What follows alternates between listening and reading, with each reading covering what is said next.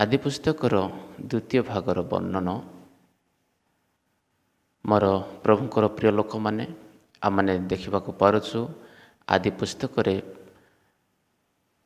ସମସ୍ତ 50 ପର୍ବ ରହିଅଛି ଏବଂ ତା'ର 1533ଟି ତା'ର ପଦ ଗୁଡ଼ାକ ରହିଛି।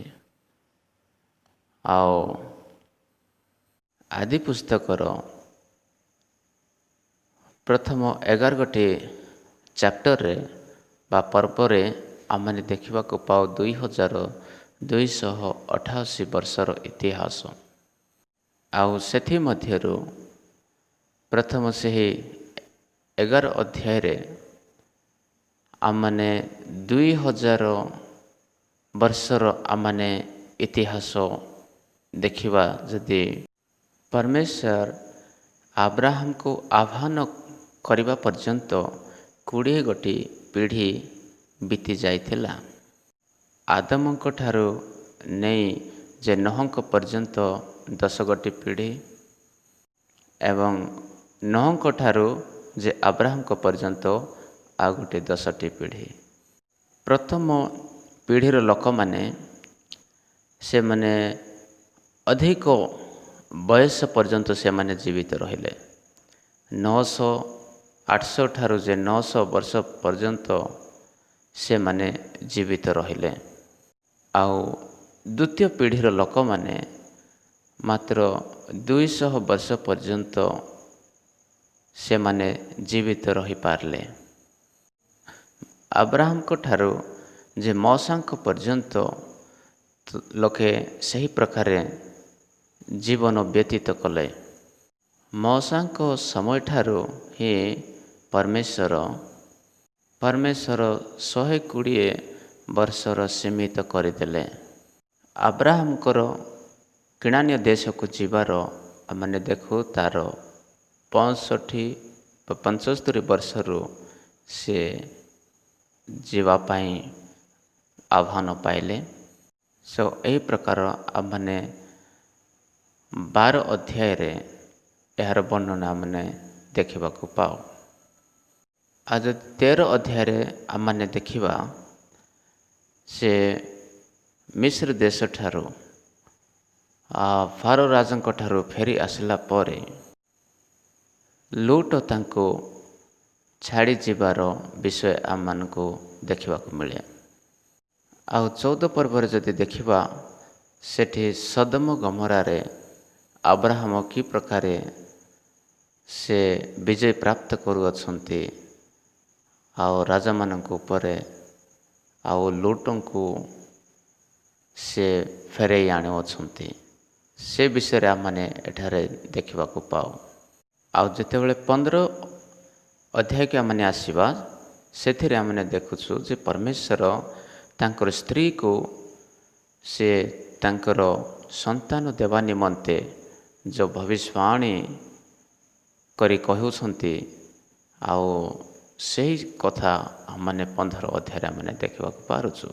ପରମେଶ୍ୱର କି ପ୍ରକାରେ ସେ ଭବିଷ୍ୟତରେ ଆଉ ତାଙ୍କ ପରିବାରକୁ ସେ ବଂଶ ବିସ୍ତାର କରିବାକୁ ଯାଉଛନ୍ତି, ସେ ବିଷୟରେ ଆମମାନେ ଏଠାରେ ଦେଖିବାକୁ ପାରୁଛୁ।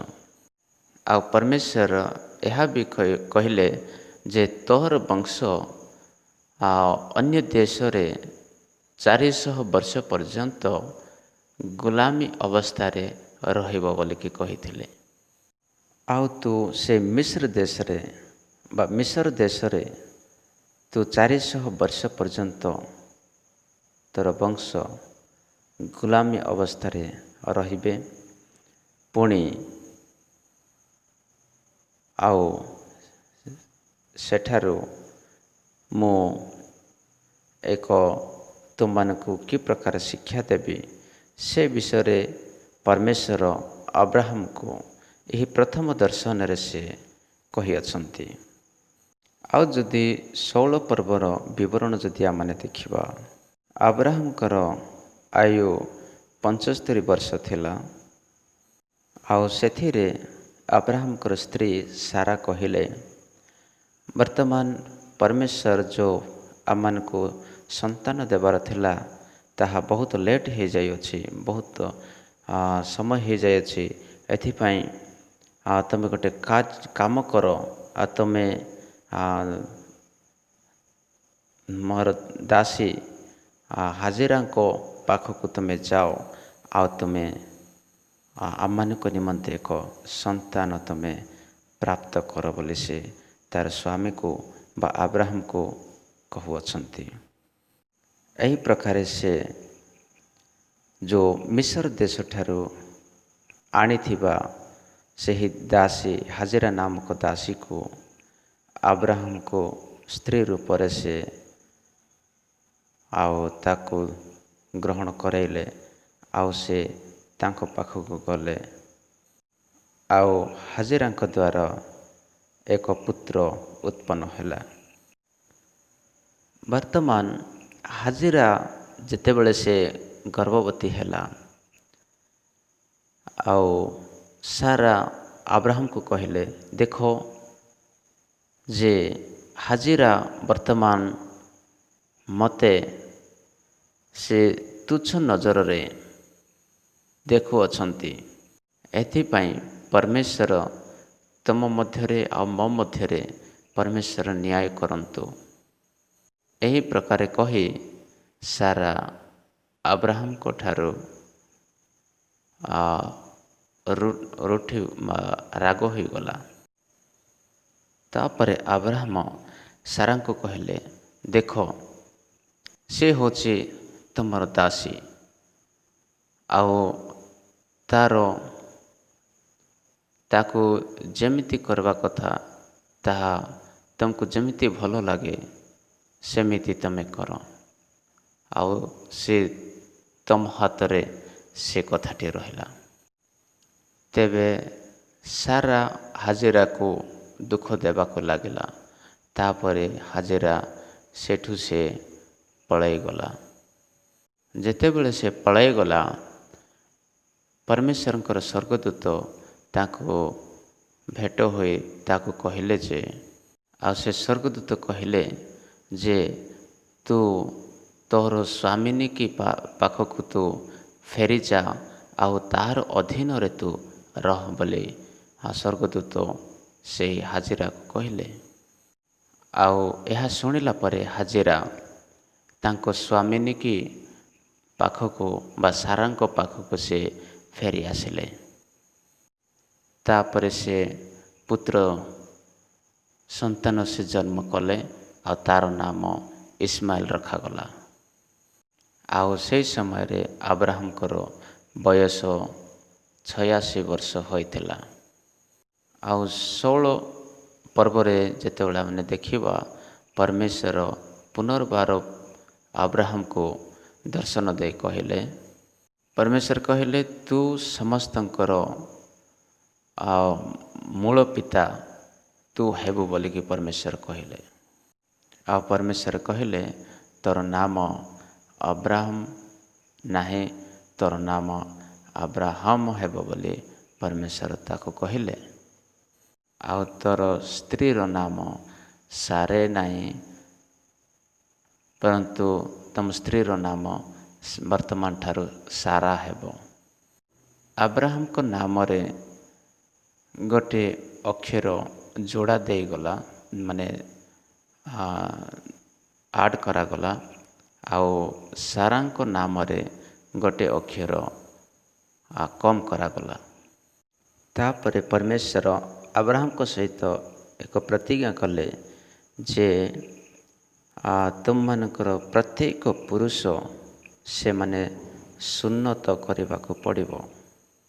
ଆଉ ଏହି ପ୍ରକାରେ ଆଉ ତାଙ୍କର ପିଲା ଇସ୍ମାଇଲ ଆଉ ଯେତେକ ପୁରୁଷ ଥିଲେ ସମସ୍ତେ ଆଉ ସେଦିନ ସେମାନେ ସୁନ୍ନତ କଲେ। ଏହା ଆମମାନେ ଏହି 17 ଅଧ୍ୟାୟରେ ଏହି ସମସ୍ତ ବର୍ଣ୍ଣନା ଆମମାନଙ୍କୁ ଦେଖିବାକୁ ମିଳେ। ତାପରେ ଯେତେବେଳେ ଆମମାନେ 18 ଅଧ୍ୟାୟରେ ଦେଖିବା, ସେଠାରେ ଆବ୍ରାହମ ଯେତେବେଳେ ଏକ ବାଞ୍ଜ ବୃକ୍ଷ ତଳେ ସେ ବସିଥିଲେ, ଆଉ ସେତେବେଳେ ପରମେଶ୍ୱର ତାଙ୍କୁ ଦର୍ଶନ ଦ୍ୱାରା କହିଲେ, ସେ ଦେଖିଲେ ଯେ 3 ଜଣ ପୁରୁଷ ତାଙ୍କ ସାମ୍ନାରେ ଠିଆ ହୋଇଅଛନ୍ତି। ଆଉ ଏହା ଏକ ବହୁତ ମହତ୍ତ୍ୱପୂର୍ଣ୍ଣ ଅଧ୍ୟାୟ ଅଟେ, କାହିଁକିନା ପରମେଶ୍ୱର ସ୍ୱୟଂ ମନୁଷ୍ୟ ରୂପରେ ଏଠାରେ ତାଙ୍କୁ ପ୍ରଥମ ଥର ସେ ଦର୍ଶନ ଦେଉଅଛନ୍ତି। ଆଉ ଆବ୍ରାହମ ସେ 3 ଜଣ ବ୍ୟକ୍ତିଙ୍କୁ ସମ୍ମାନିତ କଲେ, ଆଉ ସେମାନେ ତାଙ୍କର ସମ୍ମାନକୁ ଗ୍ରହଣ କଲେ, ଆଉ ତାର ସ୍ତ୍ରୀ ସାରାଙ୍କୁ ମଧ୍ୟ ସେମାନେ ଡାକିଲେ। ଆଉ ସେ 3 ଜଣ ବ୍ୟକ୍ତି ବା ସ୍ୱର୍ଗଦୂତମାନେ କହିଲେ ଯେ, ଦେଖ, ସାରାଙ୍କ ଠାରୁ ଏ ବର୍ଷ ପରମେଶ୍ୱର ସନ୍ତାନ ଦେବାକୁ ଯାଉଅଛନ୍ତି। ସେ ସନ୍ତାନ ପ୍ରସବ କରିବ, ଆଉ ଏ ବର୍ଷର ବସନ୍ତ ଋତୁର ଆସିବା ପୂର୍ବରୁ ତାହା ହେବ। ଯେତେବେଳେ ସେମାନେ କହିଲେ ଯେ ତୋର ବସନ୍ତ ଋତୁରେ ସନ୍ତାନ ଜନ୍ମ ହେବ, ତ ଏହି କଥା ଶୁଣି ସାରା ସେଥିରେ ସେ ହସିଲେ। ଆଉ ସାରାଙ୍କର ସେହି ହସକୁ ଦେଖି ପରମେଶ୍ୱର ନାରାଜ ହୋଇଥିଲେ। ତାପରେ ଆଗକୁ ଆମମାନେ ସୋଦମ ଆଉ ଗମୋରା ବିଷୟରେ ଆମମାନେ ଦେଖିବାକୁ ପାଉଛୁ। ସେହି 3 ଜଣଙ୍କ ମଧ୍ୟରୁ 2 ଜଣ ଆଉ ସୋଦମ ଗମୋରାକୁ ସେମାନେ ଚାଲିଗଲେ। ପୁଣି ଆଉ ଜଣେ ବ୍ୟକ୍ତି ବା ସ୍ୱର୍ଗଦୂତ ସେ ଆବ୍ରାହମଙ୍କ ସହିତ ସେ କଥାବାର୍ତ୍ତା କଲେ। ତାପରେ ସେ ସ୍ୱର୍ଗକୁ ଚାଲିଗଲେ। ଆଉ ଯେତେବେଳେ ପରମେଶ୍ୱର ଆବ୍ରାହମଙ୍କ ସହିତ କଥା କରୁଥିଲେ ଯେ ସୋଦମ ଗମୋରାକୁ ପରମେଶ୍ୱର କି ପ୍ରକାର ସେ ବିନଷ୍ଟ କରିବାକୁ ଚାହାନ୍ତି, ଆଉ ଏହି ବିଷୟ ଜାଣି ଆବ୍ରାହମ ପରମେଶ୍ୱରଙ୍କ ନିକଟରେ ସେ ତାଙ୍କର ପୁତ୍ରା ଯିଏକି ଲୁଟ ତାଙ୍କ ପରିବାରକୁ ମନେ ପକାଇ ସେମାନଙ୍କ ବିଷୟରେ ସେ ପରମେଶ୍ୱରଙ୍କ ନିକଟରେ 6 ଥର ସେ ପ୍ରାର୍ଥନା କଲେ। ଆଉ ସେ ପରମେଶ୍ୱରଙ୍କୁ କହିଲେ ଯେ, ହେ ପ୍ରଭୁ, ଯଦି ସେଠାରେ ଯଦି 50 ଜଣ ଯଦି ଧାର୍ମିକ ଲୋକ ଯଦି ଥିବେ, ତେବେ ବି କ'ଣ ସେହି ନଗରକୁ ତୁମେ ନାଶ କରିବ? ଆଉ ପୁଣି ପରମେଶ୍ୱର କହିଲେ ନାହିଁ। ପୁଣି ସେ ଆଉ ଥରେ ନିବେଦନ କରୁଛନ୍ତି, ଯଦି 40 ଜଣ ଥିବେ ତେବେ ବି ନାଶ କରିବ? ତ ପରମେଶ୍ୱର କହିଲେ ନାହିଁ। ହେ ପ୍ରଭୁ, ଯଦି 30 ଜଣ ଥିବେ ତେବେ ବି ବିନାଶ କରିବ? ତ ପରମେଶ୍ୱର କହିଲେ ନାହିଁ। ହେ ପ୍ରଭୁ, ଯଦି 20 ଜଣ ବି ଥିବେ ତେବେ ବି ନାଶ କରିବ? ପରମେଶ୍ୱର କହିଲେ ନାହିଁ। ଏହି ପ୍ରକାରେ ଆଉ ଥରେ ସେ ନିବେଦନ କଲେ, ଯଦି ପ୍ରଭୁ ସେଠି 10 ଜଣ ବି ଥିବେ ତେବେ ବି ନାଶ କରିବ? ନାହିଁ। ଏହି ପ୍ରକାରେ ଆବ୍ରାହମ ସେହି ଦେଶକୁ ବଞ୍ଚାଇବା ନିମନ୍ତେ ସେ ପରମେଶ୍ୱରଙ୍କ ନିକଟରେ ସେ ପ୍ରାର୍ଥନା କରୁଥିଲା। ଆଉ ସେଠାରୁ ପରମେଶ୍ୱର କହିଲେ ଯେ, ଯଦି ସେଠାରେ 10 ଜଣ ବି ଥିବେ ତଥାପି ମୁଁ ନଷ୍ଟ କରିବି ନାହିଁ ବା ବିନାଶ କରିବି ନାହିଁ ବୋଲି ପରମେଶ୍ୱର କହି ଆଉ ସେଠାରୁ ସେ ସ୍ୱର୍ଗକୁ ଚାଲିଗଲେ। ଆଉ ସେହି ଲୁଟଙ୍କ ପରିବାର ବିଷୟରେ ମୁଁ ଆପଣମାନଙ୍କୁ କହିବାକୁ ଚାହେଁ। ଯେତେବେଳେ ପରମେଶ୍ୱର ସେଠୁ ଆବ୍ରାହମଙ୍କ ସହିତ କଥା କରି ଚାଲିଗଲେ, ଆଉ 2 ଜଣ ବ୍ୟକ୍ତି ଯେଉଁ ସୋଦମ ଗମୋରାକୁ ଯାଇଥିଲେ, ସେମାନଙ୍କୁ ଲୁଟ ସେମାନଙ୍କୁ ସ୍ୱାଗତ କଲେ। ଆଉ ସେ 2 ଜଣ ବ୍ୟକ୍ତିଙ୍କୁ ନିଜ ଘରେ ସେ ରଖିଲେ। ଆଉ ସେ କଥାକୁ ଯେଉଁ ସୋଦମ ଗମୋରା ଲୋକମାନେ ଦେଖିଲେ ଏବଂ ସମସ୍ତେ ଯାଇ ଲୁଟଙ୍କର ଗୃହକୁ ସେମାନେ ଘେରିଲେ। ତାପରେ ଲୁଟଙ୍କୁ କହିଲେ ଯେ, ତୋର ଘରକୁ ବା ତୁମ ଘରକୁ ଯେଉଁ 2 ଜଣ ପୁରୁଷମାନେ ଆସିଛନ୍ତି, ସେମାନଙ୍କୁ ତୁ ଆମମାନଙ୍କୁ ଦେ, ଆଉ ଆମେ ସେମାନଙ୍କ ସହିତ ଖରାପ ବ୍ୟବହାର ଆମମାନେ କରିବୁ। ଏହି ପ୍ରକାର ସେମାନେ ଲୁଟଙ୍କୁ ସେମାନେ ବର୍ତ୍ତାବ କଲେ, କାରଣ ସେ ନଗର ବହୁତ ପାପରେ ପତିତ ବ୍ୟଭିଚାରରେ ପତିତ ହୋଇଯାଇଥିଲା। ଆଉ ଲୁଟ ସେଥିରେ କହିଲେ, ଦେଖ ମୁଁ ସେ ବ୍ୟକ୍ତିମାନଙ୍କୁ ତୁମମାନଙ୍କୁ ଦେବି ନାହିଁ। ଯଦି ତୁମେ ଚାହଁ ମୋର ସ୍ତ୍ରୀ, ମୋର ଛୁଆ ଦୁଇଟା, ମୋର ଝିଅମାନେ ସେମାନେ କୁମାରୀ ଝିଅମାନେ ଅଛନ୍ତି, ମୁଁ ସେମାନଙ୍କୁ ତୁମମାନଙ୍କ ନିମନ୍ତେ ଦେବି, ଆଉ ତୁମେ ସେମାନଙ୍କ ସହିତ ଯାହା ବ୍ୟବହାର କରିବା କଥା କର। କିନ୍ତୁ ଯେଉଁ ଦୁଇ ଜଣ ମୋ ଘରକୁ ଆସିଅଛନ୍ତି ସେମାନେ ମୋର ଅତିଥି, ଆଉ ସେମାନଙ୍କୁ ମୁଁ କୌଣସି ପ୍ରକାର ଦେବି ନାହିଁ। ଆଉ ଏହି ପ୍ରକାର ସେମାନେ ଲୁଟଙ୍କୁ ହଇରାଣ କଲେ। ଆଉ ପୁରା ରାତି ସାରା ସକାଳ ହେବା ପର୍ଯ୍ୟନ୍ତ ସେମାନେ ସେହି ଘର ଚାରିପଟେ ସେମାନେ ଆଉ ଅପେକ୍ଷାରେ ରହିଲେ।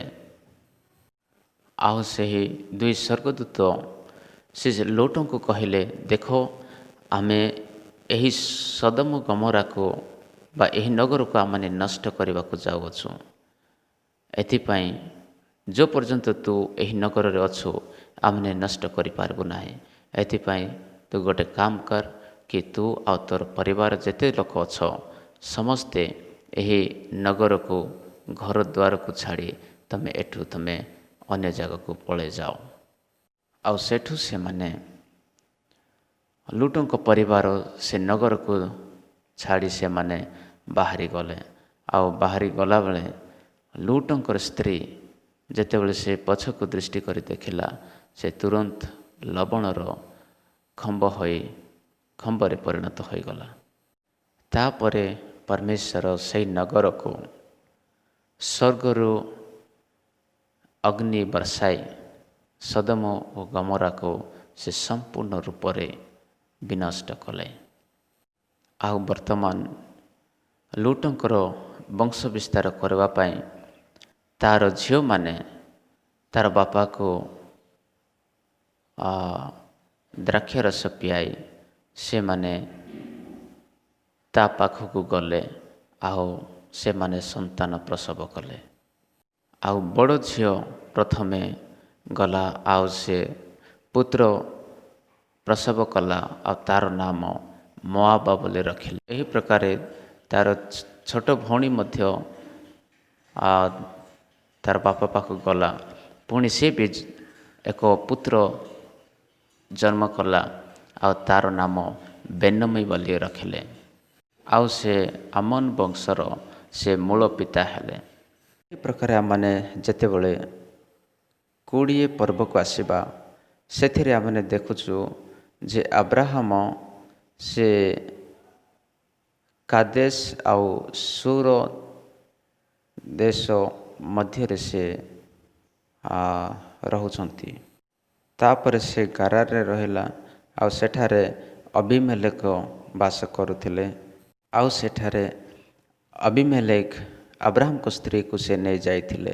କିନ୍ତୁ ପରମେଶ୍ୱର ଦର୍ଶନରେ ତାହାଙ୍କୁ କହିଲେ ଯେ ତୁ ମରିଯିବୁ। ତାପରେ ଅବିମେଲେକ କହିଲେ, ହେ ପ୍ରଭୁ, ମୁଁ ଏକ ନିର୍ଦ୍ଦୋଷ ଅଟେ, କାରଣ ଆବ୍ରାହମ ସେ ମୋତେ ତା'ର ଭଉଣୀ ବୋଲି ମୋତେ କହିଅଛନ୍ତି। ତାପରେ ପରମେଶ୍ୱର କହିଲେ, ଠିକ୍ ଅଛି, ମୁଁ ତୋର ବିଷୟ ମୁଁ ଜାଣେ, ଆଉ ଏଥିପାଇଁ ତୋର ପାପ କରିବା ପୂର୍ବରୁ ମୁଁ ତୋତେ ଅଟକାଇ ଅଛି।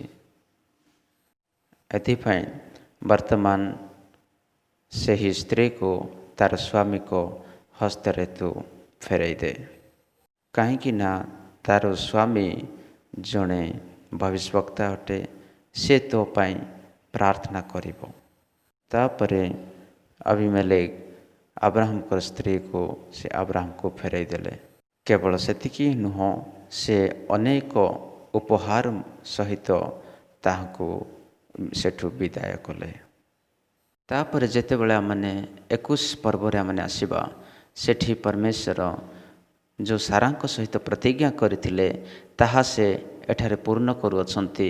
ଆଉ ସେ ଏକ ପୁତ୍ର ଜନ୍ମ କରୁଅଛନ୍ତି, ତା'ର ନାମ ହେଲା ଇସାକ। ଆଉ परमेश्वरଙ୍କର ବାକ୍ୟ ଏଠି ସଫଳ ହେଉଅଛି। ଏଥିପାଇଁ परमेश्वरଙ୍କର ବାକ୍ୟ କେବେ ମଧ୍ୟ ଅଧୁରା ରୁହେ ନାହିଁ। ଏହି ବାକ୍ୟର ଆମମାନେ ଦେଖିବାକୁ ପାଉ ଯେ ଏହା ବହୁତ ବଡ଼ ଏକ ଉଦାହରଣ ଅଟେ। ଯାହା ପରମେଶ୍ୱର ପ୍ରତିଜ୍ଞା କରିଥିଲେ ତାହା ସେ ତାହା ପୂର୍ଣ୍ଣ କରୁଅଛନ୍ତି। ବର୍ତ୍ତମାନ ସାରା ବହୁତ ଖୁସିର ସହିତ ସେ ପ୍ରଭୁଙ୍କୁ ମହିମା କରୁଛି ବା ହସୁଅଛି। କାରଣ ସେହି ସମୟରେ ଆବ୍ରାହମଙ୍କର 100 ବର୍ଷ ଆଉ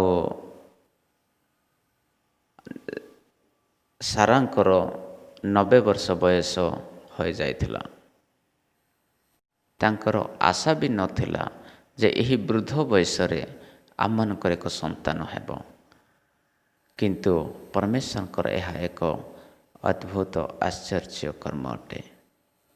ଯେତେବେଳେ ଇସାକ ବଡ଼ ହେବାକୁ ଲାଗିଲା, ହାଜେରାଙ୍କର ପୁତ୍ର ଇସମାଏଲ ଇସାକଙ୍କ ପ୍ରତି ହସିବାକୁ ଲାଗିଲା। ତାପରେ ସାରା ଆବ୍ରାହମକୁ କହିଲେ ଯେ ହାଜେରାକୁ ଆଉ ତାର ପିଲାକୁ ଏଠୁ ତମେ ବାହାର କରିଦିଅ। ତାପରେ ଆବ୍ରାହମ ବଡ଼ ଦୁଃଖର ସହିତ ଆଉ ତାର ପିଲା ଏବଂ ହାଜେରାଙ୍କ ନିମନ୍ତେ ସେ ଭାବିବାକୁ ଲାଗିଲେ। ସେହି ସମୟରେ ପରମେଶ୍ୱର କହିଲେ, ସେଇ ତୋର ଦାସୀ ଏବଂ ସେଇ ପୁତ୍ର ପାଇଁ ତୁ ଦୁଃଖିତ ହେନା। ଆଉ ଯେଉଁ କଥା ସାରା ତୁମକୁ କହିଅଛି ସେ କଥାକୁ ତୁମେ ମାନିଯାଅ। କାହିଁକି ନା ଇସାକଙ୍କ ଦ୍ୱାରା ହିଁ ଯେଉଁ ବଂଶ ଉତ୍ପନ୍ନ ହେବ ତାହା ତୁମରି ବଂଶ ବୋଲି ଗଣନା ହେବ। ଏଥିପାଇଁ ତାଙ୍କୁ ଏଠୁ ତମେ ବିଦାୟ କରିଦିଅ। ତାପରେ ସେମାନେ ତାର ମାଆକୁ ଆଉ ପିଲାକୁ ସେଠୁ ବିଦାୟ କରିଦେଲେ। ତାପରେ ସେମାନେ ଯେତେବେଳେ ସେ ବେର୍ସେବାକୁ ଗଲେ, ଆଉ ସେଠାରେ ସେମାନେ ଇଆଡ଼େ ସିଆଡ଼େ ଯେତେବେଳେ ଭ୍ରମଣ କରୁଥିଲେ, ଆଉ ତାର ପୁତ୍ରର ବ୍ୟାକୁଳକୁ ଦେଖି ତାର ମା ଗୋଟିଏ ଜାଗାରେ ବସି ସେ ଦୁଃଖର ସହିତ ସେ କ୍ରନ୍ଦନ କରୁଥିଲା। ତାପରେ ହାଜେରାକୁ ପରମେଶ୍ୱର ଦର୍ଶନ ଦେଇ କହିଲେ, ହେ ହାଜେରା, ତୋତେ କ'ଣ ହେଲା? ଆଉ ତୁ ଦୁଃଖିତ ହେଇଛୁ ଆଉ କାନ୍ଦୁଅଛୁ। ଦେଖ, ତୋର ପରମେଶ୍ୱର ତୋର ପିଲାକୁ ଆଶୀର୍ବାଦ ଦେବାକୁ ଯାଉଅଛନ୍ତି। ଆଉ ତୋର ପିଲାକୁ ନେ ଆର ତୁ ଚାଲେ, ମୁଁ ତୋ ପିଲା ଦ୍ୱାରା ଏକ ବଡ଼ ଜାତି ମୁଁ ନିର୍ମାଣ କରିବି। ଆଉ ସେହି ପ୍ରକାରେ ସେ ଦୁହେଁ ସେ ଜଙ୍ଗଲରେ ଆରାନ ନାମକ ଜଙ୍ଗଲରେ ସେମାନେ ରହିବାକୁ ଲାଗିଲେ। ପୁଣି ସେ ଯେତେବେଳେ ସେ ବଡ଼ ହୋଇଗଲେ ତ ତାର ମା ତା ପାଇଁ ଏକ ମିସ୍ର ଦେଶଠାରୁ ଏକ କନ୍ୟା ବା ସ୍ତ୍ରୀ ତା ପାଇଁ ଆଣିଦେଲେ। ତାପରେ ତାକୁ ବିବାହ କରିଦେଲେ। ଆଉ ଯେତେବେଳେ ଆମମାନେ 12 ଅଧ୍ୟାୟକୁ ଆମମାନେ ଆସିବା, ସେଥିରେ ଆମମାନେ ଦେଖିବାକୁ ପାଉଛୁ ଯେ ଆବ୍ରାହମଙ୍କର ପରୀକ୍ଷା ବିଷୟରେ। ଆଉ ଆବ୍ରାହମ ଯେତେବେଳେ ବୃକ୍ଷ ତଳେ ସେ ବସିଥିଲେ, ପରମେଶ୍ୱର ତାଙ୍କୁ ଦର୍ଶନ ଦେଇ କହିଲେ ଯେ ତୋର ଯେଉଁ ପୁତ୍ର ଅଛି ତାହାକୁ ମୋହର ନିମନ୍ତେ ତୁମେ ବଳି ଉତ୍ସର୍ଗ କରିବାକୁ ପଡ଼ିବ। ଆଉ ଏହି ପର୍ବଟି ବହୁତ ବଡ଼ ମହତ୍ୱପୂର୍ଣ୍ଣ ପର୍ବ ଅଟେ। ଆଉ ଆବ୍ରାହମ ପରମେଶ୍ୱରଙ୍କର ଆଜ୍ଞା ଅନୁସାରେ ତାର ପୁତ୍ରକୁ ସାଙ୍ଗରେ ନେଇ ସେ ମରିଆ ଜାଗାକୁ ଯାଉଅଛନ୍ତି। ସେଠାରେ ଯାଇ ସେ ମରିଆ ପାହାଡ଼କୁ ଦେଖା, ଆଉ ଯେଉଁ ପାହାଡ଼ ବିଷୟରେ ପରମେଶ୍ୱର ତାଙ୍କୁ କହିଥିଲେ। ସେ ପାହାଡ଼କୁ ଗଲା ପରେ ସେଠାରେ ସେ ତାର ପୁତ୍ରକୁ ଗୋଟିଏ ବେଦୀ ବନାଇ ସେଠାରେ ବଳି କରିବା ନିମନ୍ତେ ତାର ପୁତ୍ରକୁ ଶୁଆଇ ଦେଲା। ତାପରେ ସେ ବଳି କରିବାକୁ संपूर्ण भाव से निष्पत्ति नेला। आउ सही समय परमेश्वर ताको कहले, हे अब्राहम, मु तोहर विश्वास को मु देखी अच्छी, आउ तोर पुत्र को बलि करवा रोक बंद कर, आउ देख तोहर निमंते जो मु एक मेसो तोर पछपटे जो जगार रखी अच्छी ताकू आनी मो निमंते तू बलि करे। यही प्रकार परमेश्वर तांको परीक्षा रे ताको उत्तीर्ण हेबाको देखिले। तापरे अब्राहम को परमेश्वर कहले, सेठू तोर पिला को नहीं जा। आउ से माने सेठू गले, आउ आराम देश से माने रहिबा को लागले, आउ सेठारे तांकर वंश बहुत बढ़िबा को लागला। तापरे आमने जेतेबेले 23 अध्याय को आमने आसीबा, सेठी सारांकर मृत्यु विषय रे लेखा जाय अछि। आउ सेठारे अब्राहम भूमि किणी से सारांकर मृत्यु शव को सेठी दफन कले। तापरे 20 पर्व को जेतेबेले आमने आसीबा, अब्राहम कर बड़ हेबा विषय आमने देखू। आउ परमेश्वर तांको बहुल भाव रे आशीर्वाद कले। सेठारे अब्राहम तार बड़ दास एलियाजार को से कहउछंती इसहाक विषय रे, जे से कहले, तू मोर पिता को वंश को जा, आ मोर पुत्र इसहाक निमंते एक पत्नी को तू नहीं कि आसे। आउ एलियाजार तांकर कथा माने प्रार्थना पूर्वक से सेठू 10टी ओट नहीं पुणी तांकर आहरी सेवक मानक नहीं सेठारू से इसहाक निमंते स्त्री को आनिबा पाई से गले। आउ जेतेबेले से जाउथिले, से परमेश्वर को निकटरे प्रार्थना कले, जे हे प्रभु, मु जो स्त्री को मु कहिबी जे मु पानी पीबा को चाहे, आउ से तार हांडी को मो आड़ को जो देखाए, तापरे से मते पानी देवा पाई प्रस्तुत होई पुणी मोर ओटो मान को मध्य से पानी पीबा पाई जे प्रस्तुत हेबो, तेबे मु जानी पारिबी जे परमेश्वर एहाकू इसहाक निमंते नियुक्त करियछंती। एही प्रकार से मनरे प्रभु ठारे से प्रार्थना करी चलिला। आउ जेतेबेले से सेठाकू पहुँचिले, आउ जे प्रकार परमेश्वर ठारे से प्रार्थना करथिले, सही प्रकार रिबिका नामक एक झील को से जे प्रकार से कहले, से प्रकार से प्रार्थना अनुसार करिवार देखिले। तापर यह देखी से कार झील बोली से जानबा पाई रिबिका को तार वंशगत विषय से पचारबा को लागिले। आउ से रिबिका तार वंश विषय से कहबा को लागिला, जे मो तो नाहरंको जन्म करिथिबा मिल्कांकर पुत्र बतुएलंको झील अटे। यह शुणु शुणु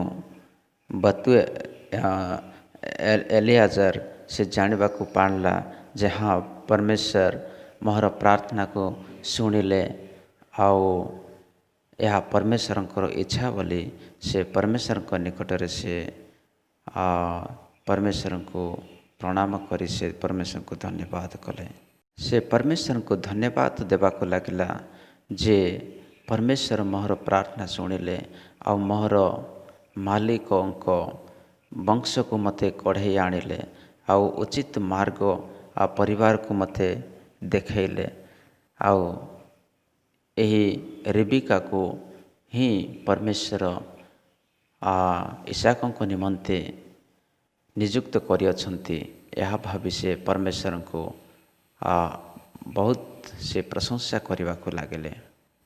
आउ जेतेबेले से नाहर को गले, सेठिकार लोके तांको बहुत प्रेमर ଆଦରର ସହିତ ତାହାଙ୍କୁ ସ୍ୱାଗତ କଲେ। ଆଉ ଏଲିଆଜାର ଯେଉଁ ତାହାଙ୍କ ନିମନ୍ତେ ଉପହାର ନେଇକି ଯାଇଥିଲେ ସୁନା ରୂପା ଆଉ ବସ୍ତ୍ର, ସେ ସମସ୍ତ କାଢ଼ି ରିବିକାକୁ ଦେଲେ। ଆଉ ତାଙ୍କର ଭାଇମାନଙ୍କୁ ମଧ୍ୟ ବହୁତ ମହତ୍ୱପୂର୍ଣ୍ଣ ବସ୍ତୁ, ମୂଲ୍ୟବାନ ବସ୍ତୁ ସେମାନଙ୍କୁ ଦେଲେ। ଆଉ ସେହି ରାତି ସେ ସେହି ଘରେ ରହିଲା। ପୁଣି ତହିଁଆର ଦିନ ରେବିକାକୁ ନେଇ ତା'ର ମାଲିକ ଘରକୁ ପୁନର୍ବାର ସେ ରେବିକାକୁ ନେଇ ଫେରି ଆସିଲେ। ଆଉ ଯେତେବେଳେ ସେମାନେ ଫେରି ଆସିଲେ, ସେ ସମୟରେ ଇସାକ ଏକ ପଡ଼ିଆରେ ସେ ପ୍ରାର୍ଥନା କରିବାକୁ ଯାଇଥିଲେ। ଆଉ ଇସାକ ଦେଖିଲା ଯେ ରିବିକାକୁ, ତାପରେ ସେ ରିବିକାକୁ ଗ୍ରହଣ କଲା। ତାପରେ ତାହାର ବିବାହ ହେଲା। ଏହି ପ୍ରକାର ସେ ତା'ର ବିବାହ ବଂଶ ଆଉ ପରମେଶ୍ୱରଙ୍କ ଇଚ୍ଛା ଅନୁସାରେ ସଫଳ ହେଲା। ଏହାପରେ ଯେତେବେଳେ ଆମେ 25 ପର୍ବକୁ ଆସିବା, ସେଥିରେ ଆମେ ଦେଖିବାକୁ ପାଉ ଯେ ସାରାଙ୍କର ମୃତ୍ୟୁ ପରେ ଆବ୍ରାହମ ଆଉ ଗୋଟେ ସ୍ତ୍ରୀକୁ ସେ ବିବାହ କଲେ। ତା'ର ନାମ ଥିଲା କଟୁରା। ଆଉ ତାଙ୍କର ପୁତ୍ରମାନେ ସନ୍ତାନ ଜନ୍ମ ହେଲେ। ସେମାନେ ହେଲେ ମିଶ୍ରଣ ଓ ଜକ୍ସନ୍ ଓ ମଦାନ ଓ ମିଦିଅନ ଓ ଜିସ୍ବକ୍ ଓ ସୁହ, ଏମାନଙ୍କୁ ସେ ଜନ୍ମ କଲେ। ଆଉ ଏହି 6 ଗୋଟି ପୁତ୍ର ଜନ୍ମ ହେଲା ପରେ ଆବ୍ରାହମ ସମସ୍ତ ସମ୍ପତ୍ତି ଇସାକଙ୍କୁ ଦେଲେ। ଆଉ ଅନ୍ୟ ପୁତ୍ରମାନଙ୍କୁ ସେ ଉପହାର ଦେଲେ। ତାପରେ ସେଠୁ ସେମାନଙ୍କୁ ସେ ପୂର୍ବ ଦେଶକୁ ବିଦାୟ କଲେ। ଆଉ ଆବ୍ରାହମଙ୍କର ମୃତ୍ୟୁ ହେଲା। ଆବ୍ରାହମଙ୍କର ମୃତ୍ୟୁ ଯେତେବେଳେ ହେଲା, ତାଙ୍କର ବୟସ 175 ବର୍ଷ ବୟସ ହୋଇଥିଲା। ଆଉ ତାଙ୍କର ପିଲାମାନେ ତାଙ୍କୁ ଯେଉଁ ଜାଗାରେ ସାରାଙ୍କୁ ସମାଧି କରାହେଇଥିଲା, ସେହି ଜାଗାରେ ଆବ୍ରାହମକୁ ମଧ୍ୟ ସମାଧି କଲେ। ତାପରେ ଏହି 25 ପର୍ବରେ ଆମମାନେ ଇସମାଏଲଙ୍କର ବଂଶାବଳୀ ବିଷୟରେ ମଧ୍ୟ ଆମମାନଙ୍କୁ ଦେଖିବାକୁ ମିଳୁଛି। ତାପରେ 19 ପଦ ଠାରୁ ଆଗକୁ ଯଦି ଆମେ ଦେଖିବା, ସେଠି ଇସାକଙ୍କର ବଂଶ କି ପ୍ରକାରେ ଉତ୍ପନ୍ନ ହେଲା, ସେ ବିଷୟରେ ଏଠାରେ ବର୍ଣ୍ଣନା କରାଯାଇଅଛି।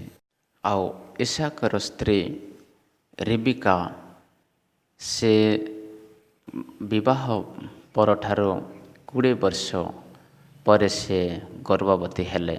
ଆଉ ତା'ର ଗର୍ଭରେ 2ଟି ପିଲା ଥିଲେ।